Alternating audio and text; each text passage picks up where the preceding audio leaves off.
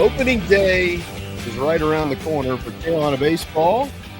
We will be there 10 a.m. until 2 p.m. from upstairs in the press box, and my hope is that my good buddy Derek Scott will make some time to come over and sit down with us and admire that beautiful field that Scurry and the boys will have looking like the best surface in college baseball. But not to be confused with Debbie Does Dallas. Double duty Derek is here because we got baseball and basketball going back and forth. I thought about that during the break. I knew I'd throw you off. Yeah, slightly. Definitely not to be confused. Old enough to remember the concept, but can't say that I ever took that one in. Oh, I had to do it, man. We haven't seen you in a couple of weeks. I had to get you. That's your doing. I'm always available. It might be a couple more after that.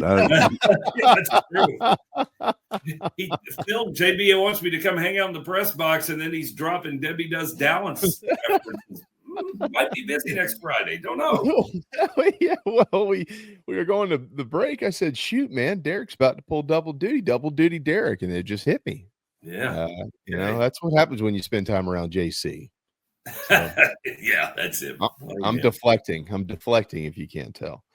Well, good to see you, my man. I know you're about to get on the road for beautiful Lexington, Kentucky. Yes, I don't know if they'll share the 75 and 80 degree temperatures we're sharing. Not even close. No, we're going to drop about 30 degrees from the time the plane takes off to when the plane lands. It's going to be one of those weird days where you're in short sleeves, but you're carrying a jacket with you for when you land, because nobody wants to get caught in that low 40 stuff that they're going to have going on today once we get into the bluegrass. Yeah, people complain about the heat of Columbia. They don't mind Columbia when it gets up to 80 in February, though. That's for sure.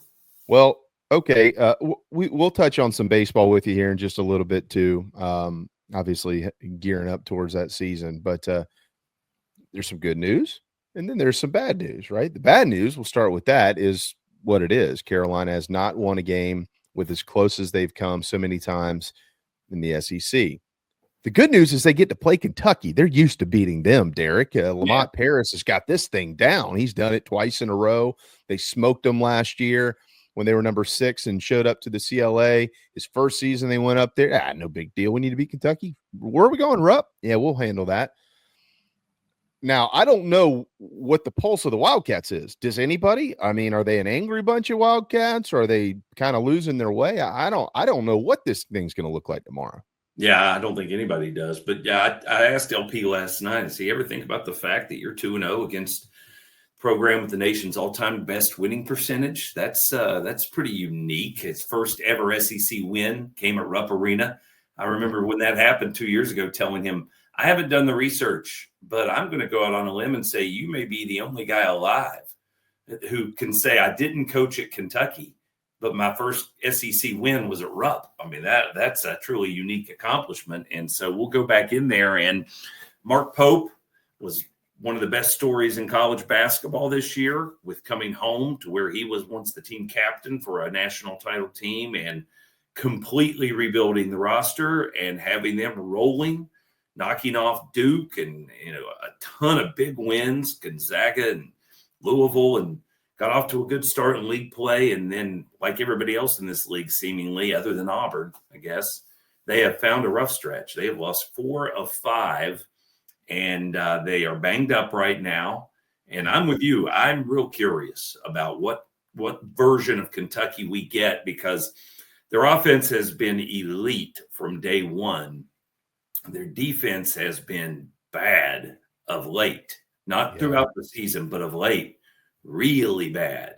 They are number 2 in the SEC in offensive efficiency, per KenPom in conference play. They're number 2 in the nation throughout the course of the season, but in conference play, they are number 2 in adjusted offensive efficiency, and they are number 16 in adjusted defensive efficiency. It is, it's been bad. So curious to see, as you said, what version of the Wildcats we get, and how the Gamecocks measure up in what is always a very difficult road environment to play in. Well, regardless of what version, we know that they'll score. You just pointed that out. You mentioned the efficiency numbers when it comes to the actual numbers. They are third in the country, 87 points per game. That's behind Alabama, and that is behind Gonzaga. So you got to score to beat Kentucky. Derek, I don't know if you share the same thought as I do or not. Obviously, we know what this year has been. There's no reason to go back and rehash all of what's wrong. We know we see it. But I do think that it was great before this trip to have an entire week off without a midweek game. What have you learned about this week off for Lamont Paris's team and what they've been trying to do to kind of adjust or get some things kind of re-engaged to go win some games here? Well, he talked prior to our game last Saturday against A&M. Go back to Carolina Calls a week ago, Thursday, when he was originally talking about trying to get specific players, maybe in particular Collin Murray-Boyles, to hit a hard reset and rethink how he approaches the game in terms of looking for him to be more aggressive in hunting his own shot, borderline be a little selfish. Don't spend as much time being a setup guy trying to get your teammates open looks. Go to change your field goal attempts per game average from 10 per game where it was in SEC play going into last Saturday's game. We want to see it north of 15, and if you shoot it 20 times, nobody here is going to complain. And so I think this week has probably been reinforcing that, how they want to play, create better spacing on the court.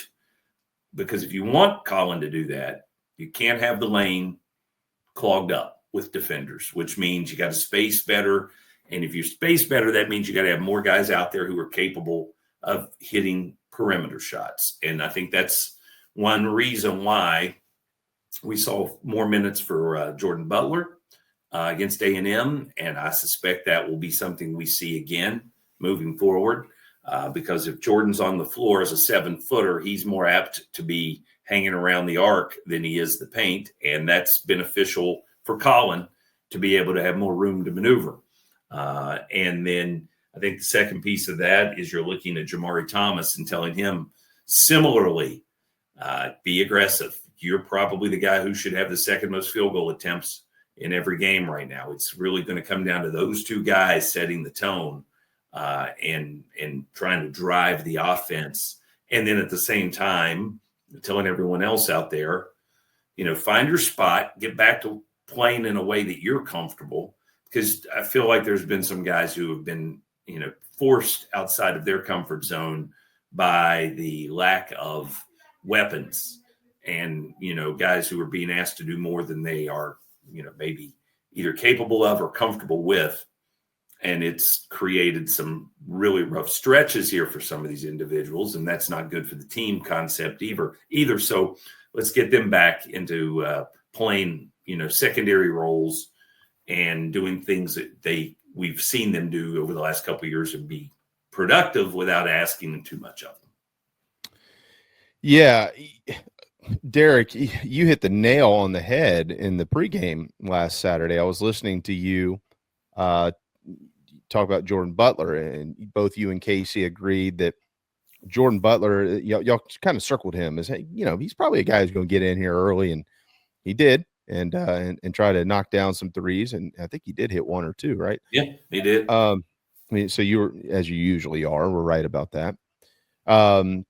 I need to take you to Cherokee with me, see if you can't win me some money next time. No, you don't. No, I can tell you already how that turns out. Yeah, it doesn't work well. No. Jamarii Thomas is a really interesting case study right now because he was out for a little while, and since he's come back, he's had 3 games. Mm-hmm. And in those first 2 games, he really was a scorer. He scored 38 points, 19 apiece for you Clemson fans. That's an average of 19. But he did turn the ball over 10 times. Last game, from the floor, you saw his shot percentage and those things drop a little bit. Did not turn the basketball over. And again, listening to the broadcast, especially early in the game, I kept looking, thinking, is my radio broke? why does Derek keep saying Wade Taylor's hit another 3-pointer? Is this thing on like what's going on? It's like if it's not one thing, it's another. You know what I mean? You just couldn't catch a break. But Jamarii Thomas, he's come back and he has done some really nice things I didn't feel like we were seeing earlier in the year. So where do you think he is right now? Yeah, I mean, since he came back, you were worried about the knee brace and how effective he could be. That hasn't seemed to be a factor at all. And yeah, he's been getting up more shots. He's aggressive. He looks comfortable now, and he certainly looks more confident. And those turnovers you talked about, the 5 apiece in those 2 games, some of that has to do with who you're playing. Mississippi State they create a ton of turnovers, and Georgia was doing the same thing in Athens. And then some of it was, he was really trying to be creative and throw some high risk passes to get guys open looks. And that's, what's been missing from this team a lot is certain guys who you think maybe can hit an open shot, but can't create an open shot. They need someone else to do the creation and find them in a spot-up situation. That's what Michi was so good at last year. And the last 2 years, really, is he could beat his man off the bounce. Defense rotates, collapses, find a guy on a kick out. And I think Jamari's trying to do more of that. And he's maybe not as adept at it. And so there were some passes that didn't end up where they needed to. So to see him turn around and have a 0 turnovers game against Texas A&M, that was very helpful. And Kentucky doesn't turn people over. And that's the one thing you notice when you look at their numbers, again, leaning back into KenPom data. In conference play, we mentioned where they sit in defensive efficiency, dead last in the league. What they're also dead last in the league is steal percentage and non-steal turnover percentage, which will not surprise you to know that means they're also last in turnover percentage. So they're not looking to turn people over.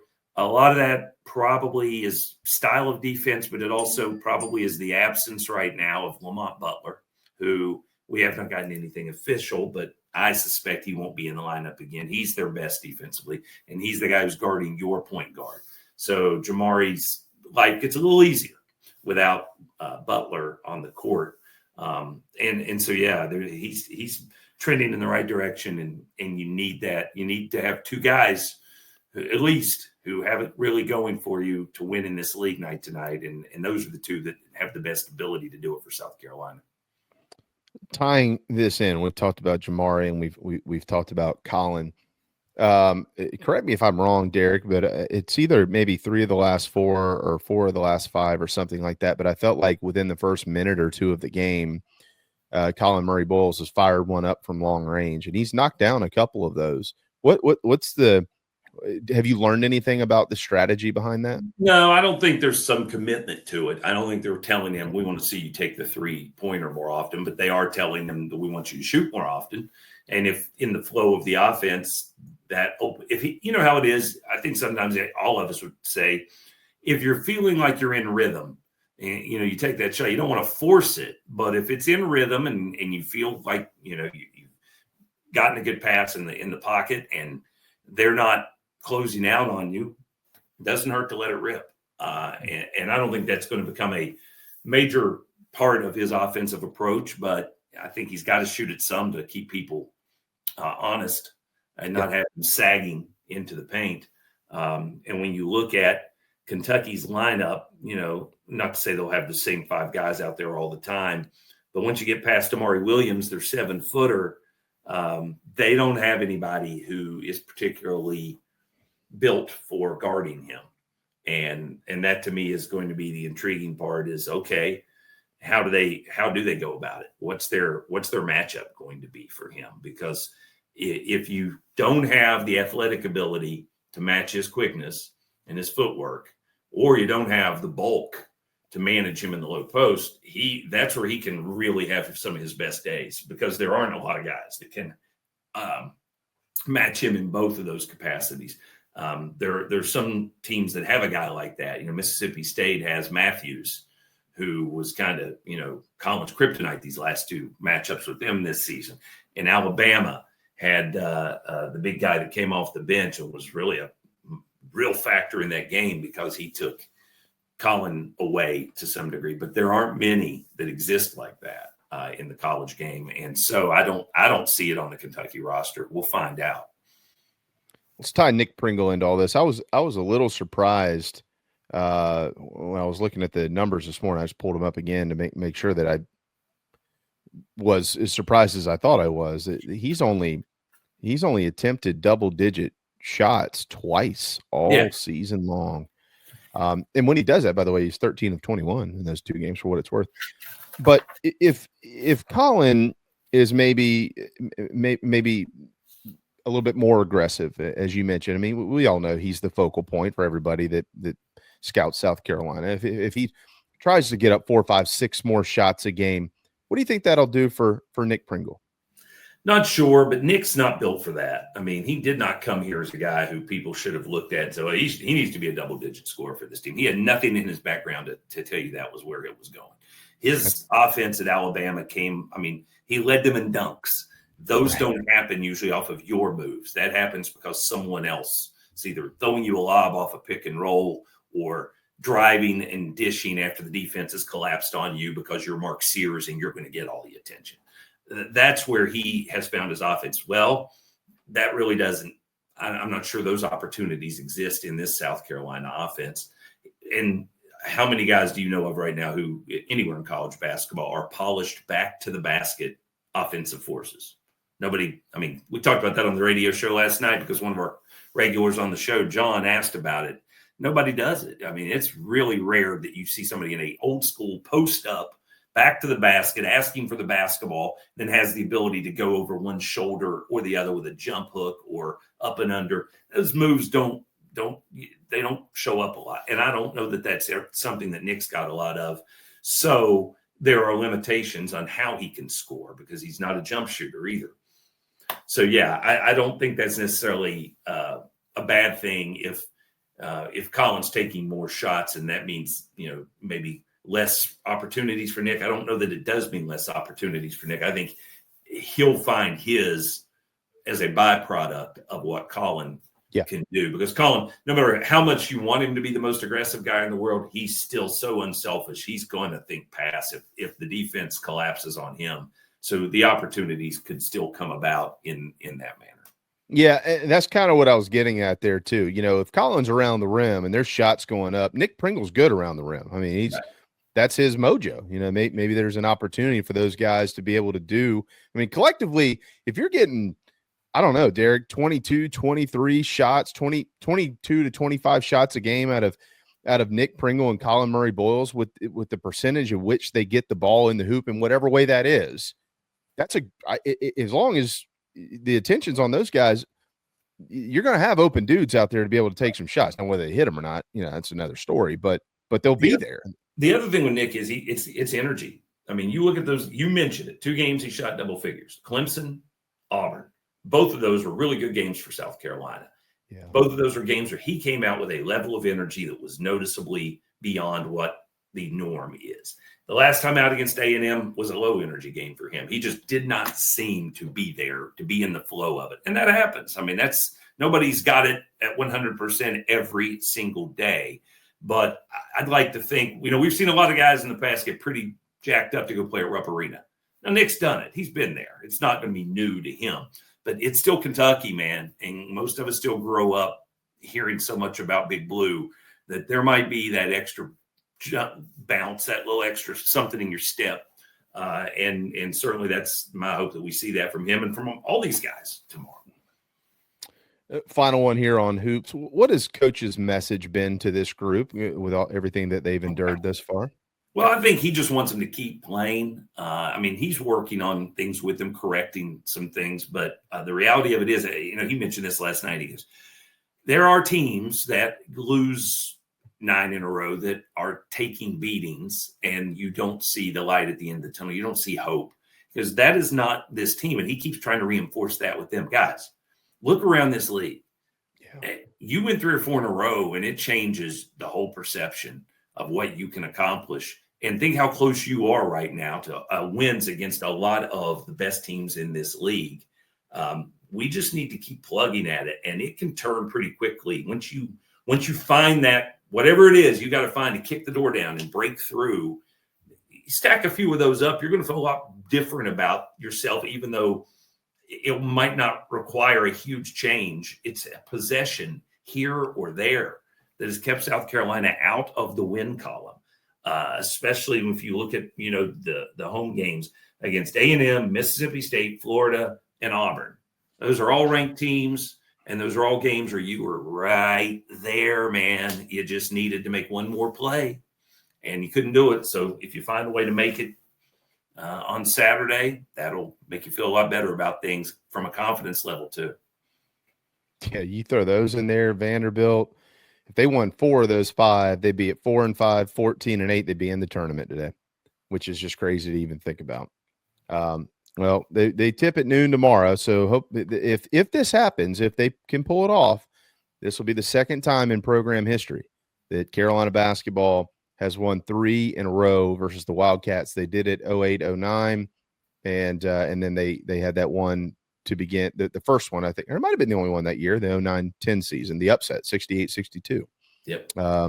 Devin Downey, if you will, the Devin Downey. We had the advantage, those first 2 of those, that Billy Gillespie was in the process of destroying their program. So that helped a little bit. Well, that's a good point. I don't think Mark Pope's got the same process in place. So, well, Darren Horn was. Let's not do all this.